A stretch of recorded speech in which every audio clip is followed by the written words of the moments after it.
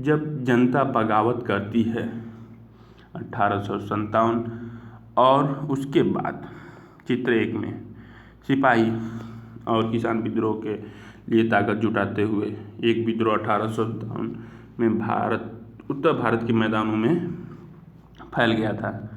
नीतियाँ और लोग, पिछले अध्याय में हमने ईस्ट इंडिया कंपनी की नीतियों और जनता पर उनके प्रभावों के बारे में पढ़ा।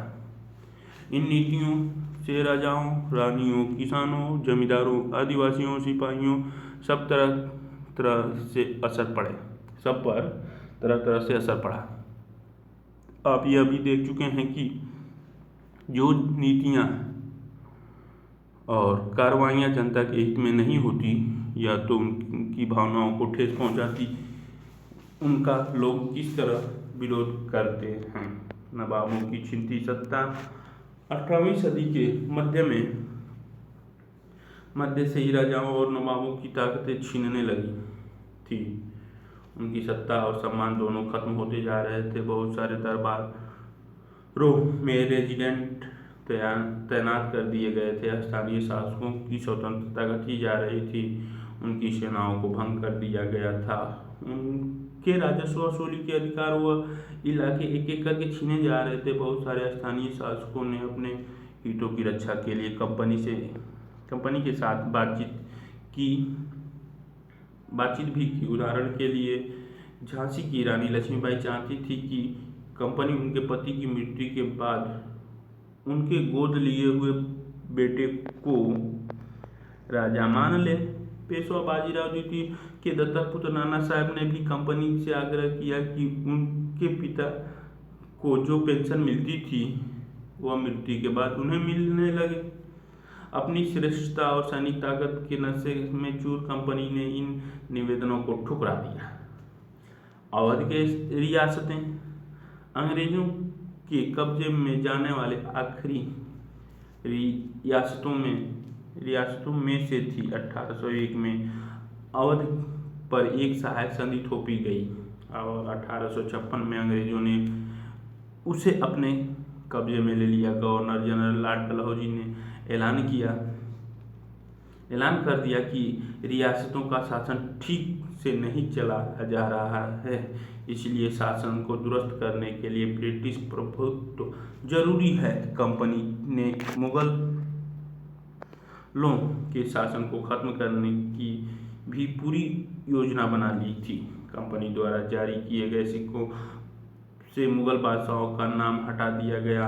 1849 में गवर्नर जनरल लॉर्ड डलहौजी ने ऐलान किया कि बहादुर शाह जफर की मृत्यु के बाद बादशाह के परिवार को लाल किले से निकाल कर उसे दिल्ली में कहीं और बसाया जाएगा। 1856 में गवर्नर जनरल कैनिंग ने फैसला लिया कि बहादुर शाह जफर आखिरी मुगल बादशाह होगा जिनकी मृत्यु के बाद उनके किसी भी वंशज को बादशाह नहीं माना जाएगा, उन्हें केवल राजकुमारों के रूप में ही मान्यता दी जाएगी। किसान और सिपाही।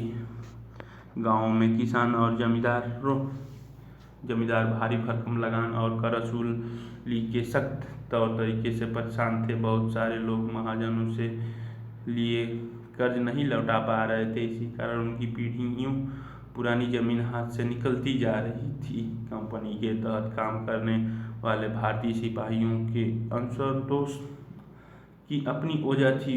वे अपने वेतन भत्तों और सेवा शर्तों के कारण परेशान थे। कई नए नियम उनकी धार्मिक भावनाओं और आस्थाओं को ठेस पहुंचाते थे।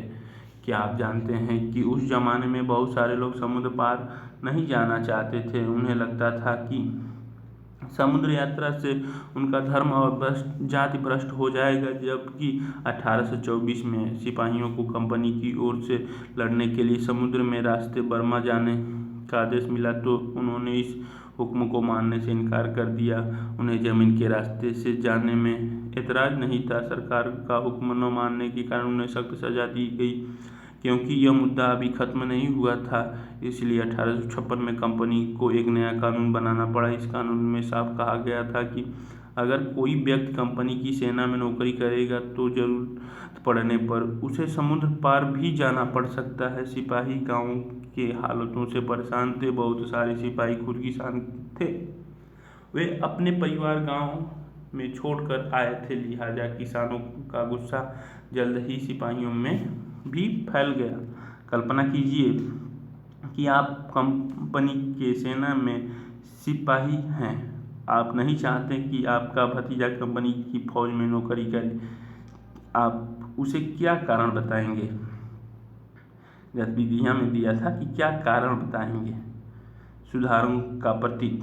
अंग्रेजों को लगता था कि भारतीय समाज को सुधारना जरूरी है। सती प्रथा को रोकने और विधवा विवाह को बढ़ावा देने के लिए कानून बनाए गए। अंग्रेजी भाषा की शिक्षा का जमकर प्रोत्साहन दिया गया। 1830 के बाद कंपनी ने ईसाई मशीनरी को खुलकर काम करने और यहाँ तक कि जमीन व संपत्ति जुटाने की भी छूट दे दी। 1850 में एक नया कानून बनाया गया जिससे ईसाई धर्म को अपनाना और आसान हो गया। इस कानून में प्रावधान किया गया कि अगर कोई भारतीय व्यक्ति ईसाई धर्म अपनाता है तो भी पुरखों की संपत्ति पर उसका अधिकार पहले जैसा ही रहेगा। बहुत सारे भारतीयों को यकीन हो गया था कि अंग्रेज उनका धर्म और उनके सामाजिक रीति रिवाज और परंपरागत जीवन शैली को नष्ट कर रहे हैं। दूसरी तरफ ऐसे भारतीय भी थे जो मौजूदा सामाजिक व्यवस्था को बदलाव चाहते थे। इन सुधारकों और उनके सुधार आंदोलन के बारे में आप अध्याय 8 में पढ़ेंगे। जनता की नज़र से उस जमाने में लोग अंग्रेज शासन के बारे में क्या सोच रहे थे, इसकी जायजा लेने के लिए आप स्रोत 1 और स्रोत 2 को पढ़ें। उत्तर भारत के बाजारों में सिपाही खबर और अफवाहों फैलाते हुए हम खबर एक दूसरे से फैलाते। 84 नियमों की सूची। महाराष्ट्र। यहाँ महाराष्ट्र के गांव में रहने वाले ब्राह्मण विष्णु भट्ट गोडसे द्वारा लिखित पुस्तक माझा प्रवास के कुछ अंश दिए गए हैं। विष्णु भट्ट और उनकी चाचा मथुरा में आयोजित किए जा रहे एक यज्ञ में भाग लेने के लिए निकले थे। विष्णु भट्ट लिखते हैं कि रास्ते में उनकी मुलाकात कुछ सिपाहियों से हुई जिन्होंने उन्हें सलाह दी कि वे वापस लौट जाएं क्योंकि 3 दिन के भीतर चारों तरफ को आराम मच जाएगा। सिपाहियों ने जो कहा वह इस प्रकार था। अंग्रेज सरकार हिंदुओं और मुसलमानों के धर्म को नष्ट करने का आमाद है। उन्होंने 84 नियमों की एक सूची बनाई है और कलकत्ता में सारे राजाओं और राजकुमारों की मौजूदगी में उसका ऐलान कर दिया है। उन्होंने सिपाहियों ने बताया कि राजा इन नियमों को मानने के लिए तैयार नहीं है। उन्होंने अंग्रेजों को घातक परिणामों की चेतावनी दी है। राजाओं ने कहा है कि अगर वे नियम लागू किए गए तो भारी उथल पुथल मच जाएगी कि राजा भारी गुस्से में अपनी राजधानियों में लौट गए। तमाम बड़े लोग योजनाएं बना रहे हैं। धर्म युद्ध के लिए तारीख तय कर ली गई थी। मेरठ छावनी से एक गुप्त योजना तैयार करके विभिन्न छावनियों में भेज दी गई थी। विष्णु गोडसे प्रवास पृष्ठ संख्या 23 से 24 के लिए से लिया गया है। अब स्रोत 2। जल्द ही हर टुकड़ी में उत्तेजना छा गई। उस दौरान की एक और झलक सूबेदार सीताराम पांडे के स्मरण से मिलती है। सीताराम पांडे को 1812 में बंगाल नेटिव आर्मी में सिपाही के तौर पर भर्ती किया गया था। उन्होंने 48 साल तक नौकरी की और 1860 में वे सेवानिवृत्त हुए। उन्होंने बगावत को दबाने में अंग्रेजों की मदद की। हालांकि उनका बेटा भी विद्रोहियों के साथ था और अंग्रेजों ने उसे सीताराम की आंखों के सामने ही मार डाला था। उसने सेवानिवृत्ति के बाद उनके कमान अफसर नारगेट ने उन्हें अपने स्मरण लिखने के लिए प्रेरित किया। सीताराम ने 1861 में अवधी भाषा में अपनी स्मरण लिखे जिनका नारगेट ने अंग्रेजी का अनुवाद किया और फ्रॉम सिपाही टू सूबेदार, सिपाही से सूबेदार तक के नाम से प्रकाशित करवाया। सीताराम पांडे के स्मरण का एक अंश इस प्रकार है। मेरा मानना है कि अवध पर हुए कब्जों से सिपाहियों के भीतर गहरा अविश्वास भर गया था और वे सरकार के खिलाफ साजिशें रचने लगे थे। अवध के नवाब और दिल्ली बादशाह के नुमाइंदों को सेना के नब्ज जानने के लिए पूरे भारत में भेज दिया गया। उन्होंने सिपाहियों की भावनाओं को और हवा दी। उन्होंने सिपाहियों को बताया कि विदेशियों ने बादशाहों के साथ कितना बड़ा धोखा किया। उन्होंने हजारों झूठ गढ़ डाले और सिपाहियों को अपने मालिकों अंग्रेजों के खिलाफ बगावत करने के लिए उकसाया ताकि दिल्ली में बादशाह को दोबारा गद्दी पर बैठाया जा सके। उनकी दलील थी कि अगर सिपाही मिलकर काम करें और इन सुझावों पर अमल करें तो सेना ऐसा कर सकती है। ये मेरठ में विद्रोह सिपाही अफसरों पर हमला करते हुए उनके घरों में घुस जाते और इमारतों में आग लगा देते हैं। ये चित्र में मेरठ दिखाया गया मेरठ के स्थानीय सिपाहियों विद्रोह का है। संयोग से इसी समय सरकार ने हर एक रेजिमेंट के कुछ लोगों को नई राइफल के इस्तेमाल का तरीका बताने के लिए अलग अलग छावनियों में भेजा। इन लोगों ने कुछ समय तक सिपाहियों को प्रशिक्षण दिया। इसी दौरान न जाने कहां से खबर फैल गई कि इन राइफलों में इस्तेमाल होने वाले कारतूस पर गाय और सूअर की चर्बी का लेप चढ़ाया गया है। हमारी रेजिमेंट के लोग दूसरे लोगों को लिखकर यह खबर भेजने लगे और जल्द ही हर के रेजिमेंट में उत्तेजना का माहौल बन गया। कुछ लोगों ने कहा कि उनकी 40 साल की नौकरी में सरकार ने उनके मजहबों को चोट पहुंचाने के लिए कभी कुछ नहीं किया था, लेकिन जैसे कि मैंने पहले ही जिक्र किया कि अवध पर कब्जे के कारण सिपाही पहले ही गुस्सा में थे। स्वार्थी लोगों ने फौरन यह कहानी गढ़ दी कि अंग्रेज तो सबको ईसाई बनाना चाहते हैं, इसलिए उन्होंने ऐसे कारतूस तैयार किए हैं ताकि उन्हें इस्तेमाल करने से मुसलमान और हिंदू दोनों ही भ्रष्ट हो जाएं। कर्नल साहब का मानना था कि बेचैनी जो उन्हें भी साफ दिखाई दे रही थी इस बार भी अपने आप खत्म हो जाएगी और उन्होंने मुझे घर चले जाने की हिदायत दी। सीताराम पांडे फ्रॉम सिपाही टू सूबेदार। सिपाही टू सूबेदार 162 से 163 गतिविधि मुताबिक लोगों के दिमाग में मुख्य चिंताएं कौन सी थी? उनकी राय में शासकों ने क्या भूमिका निभाई? सिपाही क्या भूमिका निभाते दिखाई दे रहे थे? सैनिक विद्रोह जन विद्रोह बन गया। यद्यपि शासक और प्रजा के बीच संघर्ष कोई अनोखी बात नहीं होती, लेकिन कभी कभी ये संघर्ष इतने फैल जाते कि राजा की सत्ता छिन्न भिन्न हो जाती। बहुत सारे लोग मानने लगे कि उन सबका शत्रु एक है, इसीलिए वे सभी कुछ करना चाहते थे। इसी तरह की स्थिति में हालत अपने हाथों में लेने के लिए लोगों को संगठित होना पड़ता था। उन्हें संचार, पहलकदमी और आत्मविश्वास का परिचय देना होता है। भारत के उत्तरी भागों में 1897 में ऐसी स्थिति पैदा हो गई। फतह और शासन के 100 साल बाद ईस्ट इंडिया कंपनी को एक भारी विद्रोह से जूझना पड़ रहा था। मई 1897 में शुरू हुई इस बगावत ने भारत में कंपनी की अस्तित्व को खतरे में डाल दिया। मेरठ से शुरू करके सिपाहियों ने कई जगह बगावत की। समाज के विभिन्न तबकों के असंख्य लोग विद्रोही तेवरों के साथ उठ खड़े हुए। कुछ लोग मानते हैं कि 19वीं सदी में उपनिवेशवाद के खिलाफ दुनिया भर में यह सबसे बड़ा सशस्त्र संघर्ष था। सैनिक विद्रोह जब सिपाही इकट्ठे होकर अपने सैनिक अफसरों का हुक्म मानने से इनकार कर देते हैं तो उसे सैनिक विद्रोह कहा जाता है। ये चित्र में दिखाया गया है कैलवरी लाइन में युद्ध। 3 जुलाई 1897 में 3000 से ज़्यादा विद्रोही बरेली से दिल्ली आ पहुँचे। उन्होंने यमुना को पार किया और ब्रिटिश कैलवरी चौकियों पर धावा बोल दिया। यह युद्ध पूरी रात चलता रहा। मेरठ से दिल्ली तक 29 मार्च 1857 को युवा सिपाही मंगल पांडे को बैरकपुर में अपने अफसरों पर हमला करने के आरोप में फांसी पर लटका दिया गया। चंद दिन बाद मेरठ में तैनात हुए सिपाहियों ने कारतूस के साथ फौजी अभ्यास करने से इनकार कर दिया। सिपाहियों को लगता था कि उन कारतूसों पर गाय और सूअर की चर्बी का लेप चढ़ाया गया था। 85 सिपाहियों को नौकरी से निकाल दिया गया और उन्हें अपने अफसरों का हुक्म न मानने का आरोप में 10-10 साल की सजा दी गई। यह 9 मई 1857 को की बात है। मेरठ में तैनात दूसरे भारतीय सिपाही की प्रतिक्रिया बहुत जबरदस्त रही। 10 मई को सिपाहियों ने मेरठ की जेल पर धावा बोलकर वहां बंद सिपाहियों को आज़ाद करा लिया। उन्होंने अंग्रेज अफसरों पर हमला करके उन्हें मार गिराया। उन्होंने बंदूक और हथियार कब्जे में ले लिए और अंग्रेजों का इमारतों पर संपत्ति को आग के हवाले कर दिया। उन्होंने फिरंगियों के खिलाफ युद्ध का ऐलान कर दिया।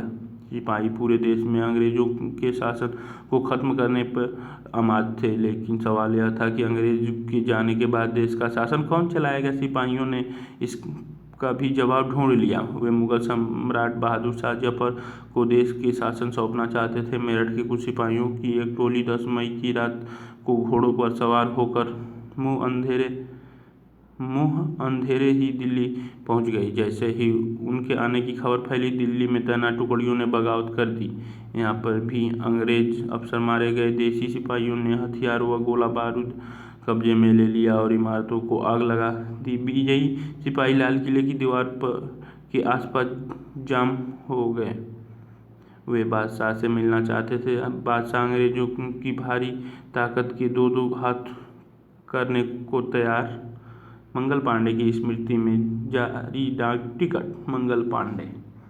फिरंगी विदेशी इस शब्द में अपमान का भाव आता है। फिरंगी नहीं थे, लेकिन सिपाही भी अड़े रहे। आखिरकार वे जबरन महल में घुस गए और उन्होंने बहादुर शाह जफर को अपना नेता घोषित कर दिया। ये बहादुर शाह जफर बूढ़ा हो गया व्यक्ति।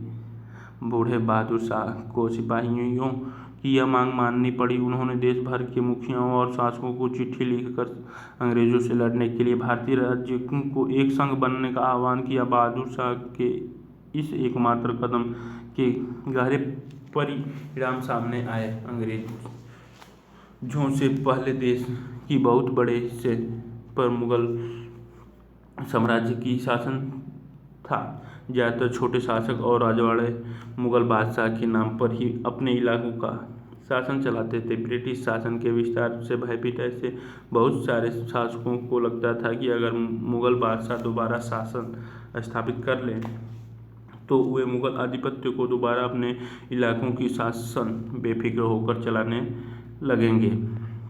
अंग्रेज को इन घटनाओं की उम्मीद नहीं थी कि उन्हें लगता था कि कारतूसों के मुद्दे पर पैदा हुई उथल पुथल कुछ समय में शांत हो जाएगी, लेकिन जब बहादुर शाह जफर ने बगावत को अपना समर्थन दे दिया तो स्थिति रातों रात बदल गई। अक्सर ऐसा होता है कि जब लोगों को कोई रास्ता दिखाई देने लगता है तो उनका उत्साह और साहस बढ़ जाता है। इसी से उन्होंने आगे बढ़ने की हिम्मत, उम्मीद और आत्मविश्वास मिलता है। बगावत फैलने लगी। जब दिल्ली से अंग्रेजों के पैर उखड़ गए तो लगभग एक हफ्ते तक कहीं कोई विद्रोह नहीं हुआ। जाहिर है कि खबर फैलने में भी कुछ समय तो लगना ही था, लेकिन फिर तो विद्रोह का सिलसिला ही शुरू हो गया। ये नाना साहब को दिखाया गया चित्र 8 में। जैसे जैसे विद्रोही फैला, छावनी में अंग्रेजी अफसरों को मारा जाने लगा। एक के बाद एक हर रेजिमेंट में सिपाहियों ने विद्रोह कर दिया और वे दिल्ली, कानपुर व लखनऊ जैसे मुख्य बिंदुओं पर दूसरी टुकड़ियों के साथ देने को निकल पड़े। उनकी देखा देखी कस्बों और गांवों के लोग भी बगावत के रास्ते पर चलने लगे। वे स्थानीय नेताओं, जमींदारों और मुखियाओं के पीछे संगठित हो गए। ये लोग अपनी सत्ता स्थापित करने और अंग्रेजों से लोहा लेने को तैयार थे। स्वर्गीय पेशवा बाजीराव के दत्तक पुत्र नाना साहब कानपुर के पास रहते थे। उन्होंने सेना इकट्ठा की और ब्रिटिश सैनिकों को शहर से खदेड़ दिया। उन्होंने खुद को पेशवा घोषित कर दिया। उन्होंने ऐलान किया कि वह बहादुर शाह जफर के तहत गवर्नर हैं। लखनऊ की गद्दी से हटा दिए गए नवाब वाजिद अली शाह के बेटे बिरजिस कद्र को नया नवाब घोषित कर दिया गया। जनता, जब जनता बगावत करती है तो ये चित्र में बगावत दिया गया था। बिरजिस कदर ने भी बहादुर शाह जफर को अपना बादशाह मान लिया। उनकी मां बेगम हजरत महल ने अंग्रेजों के खिलाफ विद्रोह को बढ़ावा देने में बढ़ चढ़कर हिस्सा लिया। झांसी की रानी लक्ष्मीबाई भी विद्रोही सिपाहियों के साथ जा मिली। उन्होंने नाना साहब के सेनापति तात्या टोपे के साथ मिलकर अंग्रेजों को भारी चुनौती दी। मध्य प्रदेश के मंडला क्षेत्र में राजगढ़ में राजी अवंतीबाई लोधी ने 4000 सैनिकों की फौज तैयार की और अंग्रेजों के खिलाफ उसका नेतृत्व किया। क्योंकि ब्रिटिश शासन ने उनके राज्य को प्रशासन पर नियंत्रण कर लिया था, विद्रोही टुकड़ियों के सामने अंग्रेजों की संख्या बहुत कम थी। बहुत सारे मोर्चे पर उनकी जबरदस्त हार हुई। इससे लोगों को यकीन हो गया कि अब अंग्रेजों का शासन खत्म हो चुका है। अब लोगों को विद्रोहों में कूद पड़ने का गहरा आत्मविश्वास मिल गया था। खासतौर से अवध के इलाके में चौतरफा बगावत की स्थिति थी। 6 अगस्त 1857 को लेफ्टिनेंट कर्नल टाई टलर ने अपने कमांडर इन चीफ को टेलीग्राम भेजा, जिसमें उसने अंग्रेजों के भय को व्यक्त किया। हमारे लोग विरोधियों की संख्या और लगातार लड़ाई से थक गए हैं। एक एक गांव हमारे खिलाफ है, जमींदार भी हमारे खिलाफ खड़े हो रहे हैं। इस दौरान बहुत सारे महत्वपूर्ण नेता सामने आए। उदाहरण के लिए फैजाबाद के मौलवी अहमदुल्लाह शाह ने भविष्यवाणी कर दी कि अंग्रेजों की शासन जल्द ही खत्म हो जाएगा। वह समझ चुके थे कि जनता क्या चाहती है। इसी आधार पर उन्होंने अपने समर्थकों की एक विशाल संख्या जुटा ली। अपने समर्थकों के साथ वे भी अंग्रेजों से लड़ने लखनऊ जा पहुंचे। दिल्ली में अंग्रेजों का सफाया करने के लिए बहुत सारे गाजी यानी धर्म योद्धा इकट्ठा हो गए थे। बरेली की सिपाही बख्त खान ने लड़ाकों की एक विशाल टुकड़ी के साथ दिल्ली की ओर कूच कर दिया। इस बगावत में एक मुख्य व्यक्ति साबित हुए। बिहार के एक पुराने जमींदार कुंवर सिंह ने भी विद्रोही सिपाहियों के साथ दिया और महीनों तक अंग्रेजों से लड़ाई लड़ी। तमाम इलाकों में नेताओं और लड़के इस युद्ध में हिस्सा ले रहे थे। ब्रिटिश टुकड़ी विद्रोहियों पर हमला करती है, जिन्होंने दिल्ली के लाल किले दाएं और सलीमगढ़ किले बाएं पर कब्जा किया हुआ था। ये गतिविधियां मुगल सम्राट विद्रोहियों का समर्थन करने के लिए क्यों तैयार हुए? सिपाहियों के प्रस्ताव को मानने से पहले उन्होंने हालत का जो हिसाब लगाया होगा उसके बारे में एक अनुच्छेद लिखें। ये रानी लक्ष्मीबाई, नीचे रानी वीर कुंवर सिंह को भी दिखाया गया है। अगला नेक्स्ट चित्र में ये चित्र 12 में विद्रोही सिपाही मेरठ से दिल्ली की तरफ कूच करते हुए कंपनी का पलटवार इस उथल पुथल के बावजूद अंग्रेजों ने हिम्मत नहीं छोड़ी।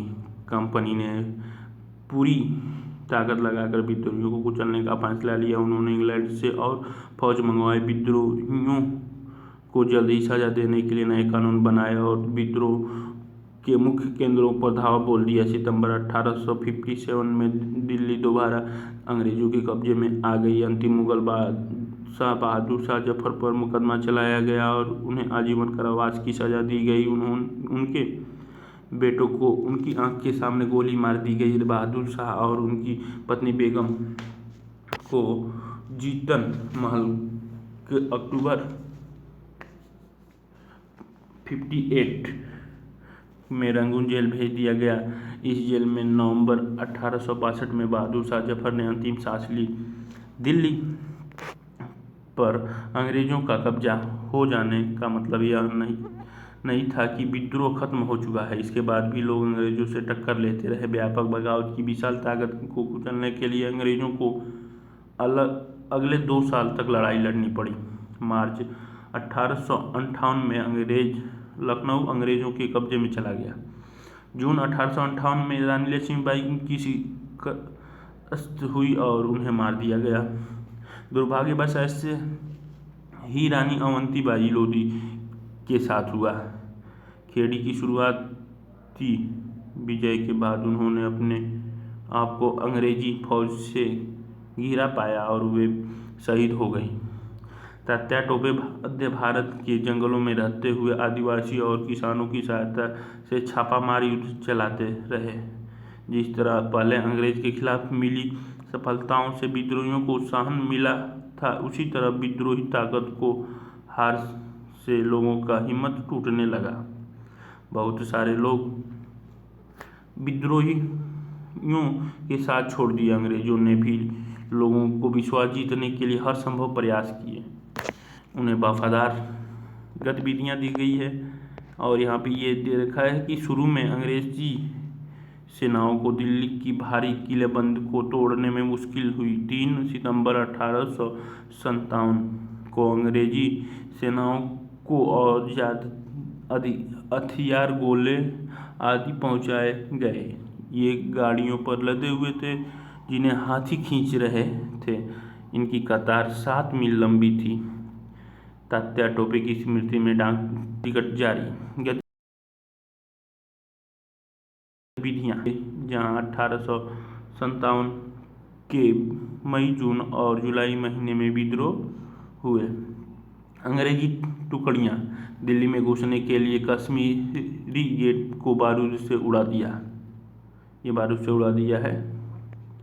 भूस्वामी के लिए इनामों का ऐलान कर दिया गया। उन्होंने आश्वासन दिया कि उनकी जमीन पर उनके परंपरागत अधिकार बने रहेंगे। जिन्होंने विद्रोह किया था उनसे कहा गया कि अगर वे अंग्रेजों के सामने समर्पण कर देते हैं और अगर उन्होंने किसी अंग्रेज की हत्या नहीं की है तो वे सुरक्षित रहेंगे और ज़मीन पर उनका अधिकार और दावेदारी बनी रहेगी। इसके बावजूद सैकड़ों सिपाही, विद्रोही नवाब और राजाओं पर मुकदमा चलाए गए और उन्हें फांसी पर लटका दिया गया। विद्रोह के बाद के साल अंग्रेज ने 1859 के आखिरी तक देश पर दोबारा नियंत्रण पा लिया था, लेकिन अब वे पहले वाली नीतियों के सहारे शासन नहीं चला सकते थे। अंग्रेज ने जो अहम बदलाव किए वे निम्नलिखित हैं। चित्र 15 में अंग्रेज टुकड़ियों कानपुर के पास विद्रोहियों को पकड़ लेती है। ध्यान से देखें कि इस कलाकार ने अंग्रेज सिपाहियों को बहादुरी से विद्रोहियों पर धावा बोलते हुए दिखाया गया है। देखिए, अंग्रेज सिपाही विद्रोही पर धावा बोल रहा है। विद्रोह के बाद के साल अंग्रेज ने इसमें चेंज किया था रूल में। ब्रिटिश संसद ने 1858 में एक नया कानून पारित किया और ईस्ट इंडिया कंपनी के सारे अधिकार ब्रिटिश साम्राज्य के हाथों में सौंप दिया गया ताकि भारतीय मामलों को ज़्यादा बेहतर ढंग से संभाला जा सके। ब्रिटिश मंत्रिमंडल के एक सदस्य को भारत मंत्री के रूप में नियुक्त किया गया। उसे भारत के शासन से संबंधित मामलों को संभालने का जिम्मा सौंपा गया। उसे सलाह देने के लिए एक परिषद का गठन किया गया जिसे इंडिया काउंसिल कहा जाता था। भारत के गवर्नर जनरल को वायसराय का ओहदा दिया गया। इस प्रकार उसे इंग्लैंड के रानी या राजा के निजी प्रतिनिधि घोषित कर दिया गया। फलस्वरूप अंग्रेज सरकार ने भारत के शासन की जिम्मेदारी सीधे अपने हाथों में ले ली। दूसरी बात कि देश के सभी शासकों को भरोसा दिया गया कि भविष्य में कभी भी उनके भू क्षेत्रों पर कब्जा नहीं किया जाएगा। उन्हें अपनी रियासतें अपने वंशज यहाँ तक कि दत्तक पुत्रों को सौंपने की छूट दे दी गई, लेकिन उन्हें इस बात के लिए प्रेरित किया गया कि वे ब्रिटेन के रानी को अपना आधिपत्य स्वीकार करें। इस तरह भारतीय शासकों को ब्रिटिश साम्राज्य के अधीन शासन चलाने की छूट दी गई। सेना में भारतीय सिपाहियों का अनुपात कम करने और यूरोपीय सिपाहियों की संख्या बढ़ाने का फैसला लिया गया है। यह भी तय किया गया कि अवध, बिहार, मध्य भारत और दक्षिण भारत से सिपाहियों की भर्ती करने के बजाय अब गोरखा, सिखों और पठानों में से ज़्यादा सिपाही भर्ती किए जाएंगे। मुसलमानों की जमीन और संपत्ति बड़े पैमाने पर जब्त की गई। उन्हें संदेह या शत्रुता के भाव से देखा जाने लगा। अंग्रेजों को लगता था कि यह विद्रोह उन्होंने ही खड़ा किया था। अंग्रेजों ने फैसला किया कि वे भारत के लोगों को धर्म और सामाजिक रीति रिवाजों का सम्मान करेंगे। भूस्वामियों और जमींदारों की रक्षा करने तथा जमीन पर उनके अधिकारों की स्थायित्व देने के लिए नीतियां बनाई गई। इस प्रकार 1857 के बाद का इतिहास एक नया चरण शुरू कर दिया। सियालकोट, लाहौर, जालंधर, फिरोजपुर, सहारनपुर, रोहतक, दिल्ली, मेरठ, मुरादाबाद, बुलंदशहर, अलीगढ़, बरेली, फतेहगढ़, सीतापुर, बहराइच, नवाबगंज, मैनपुरी, लखनऊ, गोंडा, फैजाबाद, सुल्तानपुर, प्रतापगढ़, कानपुर, झांसी, नसीराबाद, नगंग, जौनपुर, आजमगढ़, बनारस, दीनापुर, नगोड़ा, नीमच, सागर, महू, जबलपुर, लाल वाले जो है विद्रोहियों का मुख्य केंद्र है, काला वाले विद्रोही के अन्य केंद्र। उत्तरी भारत में विद्रोही के कुछ प्रमुख केंद्र थे। खुर्दा संग्राम एक केस स्टडी 1857 की घटना से बहुत पहले उसी प्रकार की घटनाएं सन 1817 में खुर्दा नामक स्थान पर घटित हुई थी। हमारे लिए उस घटना का अध्ययन करना और इस बात पर विचार करना भी शिक्षाप्रद होगा कि कैसे अंग्रेजों की औपनिवेशिक नीतियों के खिलाफ 19वीं सदी की शुरुआत से ही देश के विभिन्न हिस्सों में असंतोष निर्मित होने लगा था। खुर्दा, जो कि ओडिशा के दक्षिण पूर्वी भाग में स्थित एक छोटा राज्य था, वह 19वीं शताब्दी की शुरुआत में 105 गढ़ों, जिनमें 60 बेड़ों और 1109 छोटे गांव सम्मिलित थे, एक जनबाहुल उपजाऊ क्षेत्र था। इसके शासक राजा वीर किशोर देव को स्व अधिकृत 4 परगनाओं को तथा जगन्नाथ मंदिर के संचालन अधिकार समेत 14 गढ़जातों के प्रशासनिक उत्तरदायित्व को पूर्व में दबाव में आकर मराठों को सौंप देना पड़ा था। उनके पुत्र तथा उत्तराधिकारी मुकुंद देव द्वितीय इस दुर्दशा से विचलित थे। अतः अंग्रेजों और मराठों के बीच जारी संघर्ष में अपने लिए एक मौका देखते हुए उन्होंने अपने खोए हुए क्षेत्र तथा जगन्नाथ मंदिर की देखरेख से संबंधित अधिकारियों को पुनः प्राप्ति हेतु अंग्रेजों के मशवरा शुरू कर दिया था। परंतु 1803 में ओडिशा को अपने कब्जे में लेने के बाद अंग्रेजों ने उन्हें इन मुद्दों में से किसी पर भी सकारात्मक कार्रवाई करने की दिशा में कोई रुचि नहीं दिखाई। परिणामतः ओडिशा के दूसरे सामंत राजाओं के साथ मिलकर तथा मराठों के गुप्त समर्थन से उन्होंने जबरन अपने अधिकारों को लागू करने का प्रयास किया। इसकी वजह से उन्हें अपने पद से विस्थापित होना पड़ा था। अंग्रेज ने उनके राज्य को अपने में मिला लिया, संतावना के रूप में एक नियमित अनुदान के साथ, जो कि उनके पूर्व भूसंपत्ति के राजस्व का मात्र 1/10 था। अंग्रेजों ने उन्हें जगन्नाथ मंदिर की देखरेख का दायित्व दिया तथा उनका निवास पुरी में निश्चित कर दिया गया।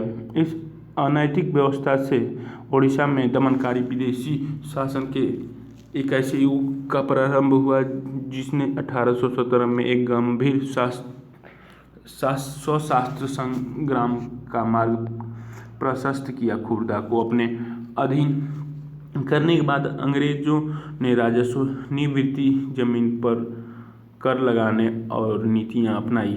इससे राज्य में पूर्व सैनिक वर्ग, जिन्हें पाइक के नाम से जाना जाता था, उनका जीवन बुरी तरह से प्रभावित हुआ। इसी नीति के भयावहता राजस्व की मांग को अनुचित वृद्धि और इसी संग्रह के दमनकारी नीति बढ़ गई थी। इस कार्रवाई के फलस्वरूप 1805 से 1817 के बीच में खुर्दा से बड़े पैमाने पर लोग जमीन छोड़कर चले गए। फिर भी अंग्रेजों ने अस्थायी बंदोबस्त के तहत राजस्व भुगतान की नीति को चालू रखा, जिसमें जमीन की उपजाऊ क्षमताओं तथा रैयतों की भुगतान की क्षमता की अनदेखी करते हुए हर वर्ष राजस्व की मांग में वृद्धि की गई। यहाँ तक कि प्राकृतिक आपदाओं के समय भी कोई उदारता नहीं दिखाई गई, जबकि ओडिशा में ऐसी आपदाएं अक्सर आती रहती थी। बकायेदारों की जमीन को षड्यंत्रकारी राजस्व अधिकारियों या फिर बंगाल के सट्टेबाजों को बेच दिया गया। खुर्दा के विस्थापित राजा का वंशानुगत सेनानायक जंगबंधु विद्याधर महापात्र ब्रह्मवर राय, जिन्हें लोग बख्शी जंगबंधु के नाम से भी जानते थे, वह ऐसे बेदखल हुए जमींदारों में से एक थे। व्यवहारिक रूप से वे एक भिखारी बन गए थे। अपने तथा अपने जैसे जमीन से बेदखल हुए लोगों की ओर से संघर्ष करने का निश्चय करने से पूर्व प्राय 2 साल तक उन्होंने खुर्दा के लोगों को स्वैच्छिक दान से अपना गुजारा किया। बीते हुए वर्ष के साथ साथ जो तकलीफें इन शिकायतों के साथ जुड़ी हुई थीं वे थीं अंग्रेजों द्वारा इस क्षेत्र में चांदी के सिक्के का प्रचलन, इस नई मुद्रा में राजस्व के भुगतान पर जोर देना, खाद्य सामग्री की कीमत में अभूतपूर्व वृद्धि तथा नमक की आपूर्ति में कमी, जो कि कंपनी के का अधिकार नीति के चलते लगभग दुर्लभ हो गया था और जिसके कारण उड़ीसा के पारंपरिक रूप से नमक बनाने वाले इस काम से वंचित हो गए थे और स्थानीय जमींदारों को कलकत्ता में नीलामी, जिसके कारण उड़ीसा में बंगाल की अनुपस्थिति जमींदारों का आगमन हुआ। इसके अतिरिक्त असंवेदनशील तथा भ्रष्ट पुलिस प्रशासनिक व्यवस्था ने भी स्थितियों को और दुष्कर बना दिया, जिसके चलते होने वाले सशस्त्र संग्रामों ने और भयावह आक्रमण धारण कर लिया। 29 मार्च 1817 को इस संग्राम की शुरुआत हुआ तब हो गई जब पाइकों ने बानपुर में स्थित पुलिस चौकी और अन्य सरकारी संस्थाओं पर हमला कर दिया और 100 से अधिक लोगों की हत्या करने के साथ साथ सरकारी खजानों में से एक बड़ी रकम लेकर चले गए। शीघ्र ही खुर्दा को केंद्र करते हुए इस घटना की लहर अलग अलग दिशाओं में फैल गई। द्वितीय में फैल गई उत्साह से प्रयत पाइकों के साथ मिल गए, जो उनके साथ नहीं मिले उन्हें प्रताड़ित किया गया और कर मत दो अभियान भी शुरू किया गया। अंग्रेजों ने पाइकों को उनके जमे हुए स्थानों से हटाने की कोशिश की परंतु असफल रहे। 14 अप्रैल 1817 में बख्शी जंगबंधु ने 5 से 10 हजार पाइकों और कंद जनजातियों के योद्धाओं की अगुवाई कर पुरी को कब्जे में लिया और मुकुंद देव द्वितीय को उनकी झिझक के बावजूद राजा घोषित कर दिया गया। जगन्नाथ मंदिर के पुजारियों ने भी पाइकों को अपना भरपूर समर्थन प्रदान किया। स्थिति को हाथ से निकलते हुए देख अंग्रेजों ने मार्शल लॉ लागू कर दिया। जल्द ही घोषित राजा पकड़े गए और उन्हें उनके पुत्र सहित कटक में कारावास दे दिया गया। बख्शी ने अपनी करीबी सहयोगी कृष्णचंद्र भरमवर राय के साथ मिलकर कटक और खुर्दा के बीच यातायात के सारे माध्यम को काटने का प्रयास किया। इसके साथ साथ संघर्ष उड़ीसा और दक्षिण और उत्तर पश्चिम हिस्सों में फैल गया। परिणाम स्वरूप अंग्रेजों ने मेजर जनरल मार्टिनडल को पाइकों के चंगुल से पूरी क्षेत्रों को मुक्त कराने के लिए भेजा तथा बख्शी जंगबंधु और उनके साथियों को पकड़ने के लिए पुरस्कार की भी घोषणा की। इस प्रकार जो सामरिक कार्रवाइयाँ चली उसमें सैकड़ों पाइक मारे गए, कई घने जंगलों में चले गए और अन्य सामूहिक क्षमा योजना के तहत अपने घर में लौट गए। इस तरह से अंग्रेजों ने मई 1817 तक खुर्द के संग्राम को लगभग काबू में कर लिया, परंतु खुर्द के बाहरी क्षेत्रों में बख्शी जंगबंधु ने कुजंग के राजा जैसे सहयोगियों की मदद से पाइक और उनके अति अटूट निष्ठा के कारण इस संघर्ष को मई 1825 तक जारी रखा, जब उन्होंने अंग्रेजों के सामने आत्मसमर्पण कर दिया। उसके उपरांत अंग्रेजों ने खुर्दा के लोगों के प्रति अपनी ओर से दयालु, अनुग्रहित और असहनशीलता की नीति अपनाई। पुलिस और न्यायिक व्यवस्था में आवश्यकता अनुसार सुधार किए। नमक की कीमत में कमी की गई। जिन राजस्व अधिकारियों को भ्रष्ट पाया गया उन्हें कार्य से निष्कासित कर दिया गया और बेदखल जमींदारों को अपनी जमीन लौटा दी गई। दिव्यगंज खुर्दा के राजा के पुत्र रामचंद्र देव तृतीय को स्वतंत्र कर पुरी जाने दिया गया। 2600 रुपये के अनुदान के साथ उन्हें जगन्नाथ मंदिर की देखरेख का दायित्व भी सौंपा गया। संक्षिप्त में यह उड़ीसा की अंग्रेजों के विरुद्ध पहली लोकप्रिय सशक्त संघर्ष था जिसका उस क्षेत्र में ब्रिटिश शासन पर दूरगामी प्रभाव पड़ा। अतः इस मात्र पाइक विद्रोह कहना इसे कामतर कार आंकना होगा। परम शांति का एक स्वर्गीय साम्राज्य की खातिर जब 1857 में भारत में विद्रोह फैली, उसी समय चीन के दक्षिण भागों में भी एक विशाल जन विद्रोह पैदा हो रहा था। यह विद्रोह 1850 में शुरू हुआ था और 1860 के मध्य में जाकर खत्म हुआ। हांग जुकुआंग के नेतृत्व में हजारों मेहनतकश गरीब लोगों ने परम शांति के स्वर्गीय साम्राज्य की स्थापना के लिए लड़ाई लड़ी। इस विद्रोह को ताइपिंग विद्रोह के नाम से जाना जाता है। हांग जुकुआंग ने धर्मांतरण करके ईसाई धर्म अपना लिया था और वह कन्फ्यूशियसवाद और बौद्ध आदि परंपरागत चीनी धर्मों के खिलाफ थे। ताइपिंग के विद्रोह एक ऐसे साम्राज्य की स्थापना करना चाहते थे जहां ईसाई धर्म को माना जाएगा, जहां किसी के पास निजी संपत्ति नहीं होगी, जहां सामाजिक वर्गों और स्त्री पुरुष के बीच कोई भेद नहीं होगा, जहां अफीम, तंबाकू, शराब के सेवन तथा जीव वेश्यावृत्ति और गुलामी पर पाबंदी होगी। चीन में तैनात अंग्रेज और फ्रांसीसी सेनाओं ने ताइपिंग विद्रोह को दबाने के लिए क्विंग साम्राज्य के बादशाह को काफ़ी मदद की। ताइपिंग की सेना अपने सेना से मिलाते हुए चित्र में दिखाया गया है। कल्पना करने के लिए आप विद्रोह के दौरान और के तैनात ब्रिटिश अधिकारी को विद्रोह से लड़ाई की अपनी योजना को गुप्त रखने के लिए आप क्या करेंगे।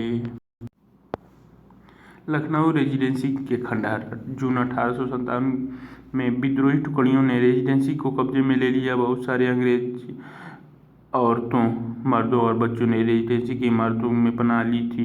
विद्रोहियों ने पूरे परिसर को घेर कर उन पर गोलों से हमला किया।